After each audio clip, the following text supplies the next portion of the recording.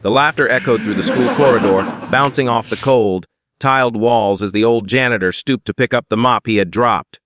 His hands trembled, not from age, but from humiliation. A group of boys stood a few feet away, their expensive sneakers squeaking as they kicked his bucket over, spilling dirty water across the floor. "Hey, old man!" one of them shouted, grinning. "Maybe next time try cleaning up your own mess first?" The students around them chuckled nervously, some filming, others pretending not to see. The janitor, Mr. Thomas, simply sighed and bent down again, his faded uniform clinging to his thin frame, his eyes heavy with quiet dignity. He said nothing, not a word, as he wiped the floor that moments ago had become a stage for his humiliation. No one knew that behind those tired eyes lay a story no one could have imagined. For years, Mr. Thomas had worked at Lincoln High School, arriving before dawn and leaving long after sunset. He was the man who kept the halls shining, the classrooms spotless, and the restrooms smelling fresh despite the chaos teenagers left behind. Some said he'd been a janitor all his life. Others whispered that he must have made bad choices to end up here. But what no one knew was that Thomas Carter had once been a teacher himself, a brilliant man who had taught history and inspired hundreds of students. Life, however, had its own cruel ways of breaking even the strongest souls. When his wife fell ill with cancer, Thomas sold everything to pay for her treatment.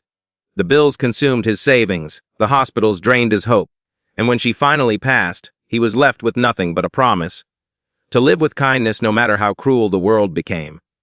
Every morning, he whispered that promise to himself while polishing the floors. He greeted every student with a smile, even those who ignored him. He fixed broken chairs, unclogged sinks, and sometimes left encouraging notes in classrooms signed only with, "Someone who believes in you." But teenagers rarely see kindness, they see status. To most of them, Mr. Thomas was invisible, just another old man pushing a mop through their world. Until the day those boys decided to make him their target.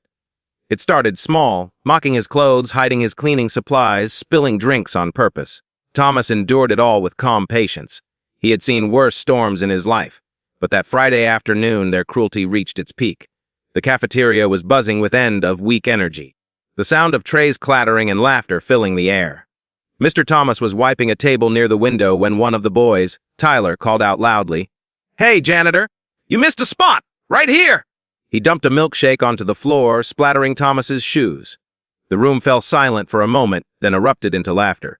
Phones came out, recording every second of his humiliation. Mr. Thomas bent down slowly, his back aching, his heart heavy, and began to clean the mess without a word. Tyler smirked and whispered to his friends, "He won't even fight back. He's too scared." Then, something unexpected happened. The laughter died down. The cafeteria doors opened quietly, and the school principal, Mrs. Hawkins, stepped inside. Her usually calm face was unreadable, her eyes scanning the room before landing on the group of boys.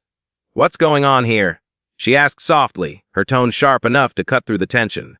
Tyler tried to hide his phone, stammering, "Nothing, ma'am. We were just joking."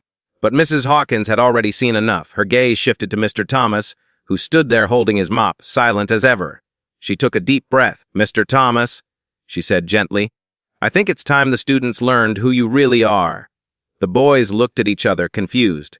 The janitor looked up for the first time, his wary eyes meeting hers. "Mom, it's fine," he murmured. "They're just kids." But the principal shook her head. "No," she said firmly. "They need to know." She turned to the crowd. "This man you've been mocking, laughing at, filming for your entertainment, he's not just a janitor. He's Thomas Carter, the former head of history at Jefferson High, a decorated veteran, and one of the kindest human beings I've ever known." A stunned silence swept over the room. "He lost his wife to cancer," she continued, her voice softening. "Art, instead of giving up, he dedicated his life to serving others. When we couldn't find a janitor willing to take care of this building, he volunteered. Because he said every child deserves a clean, safe place to learn." The color drained from Tyler's face. The laughter was gone. Every eye in the cafeteria was on the man they had just mocked. Mr. Thomas looked embarrassed, almost uncomfortable, as if he didn't want the attention. "Mom," he said quietly, "I just did what anyone would."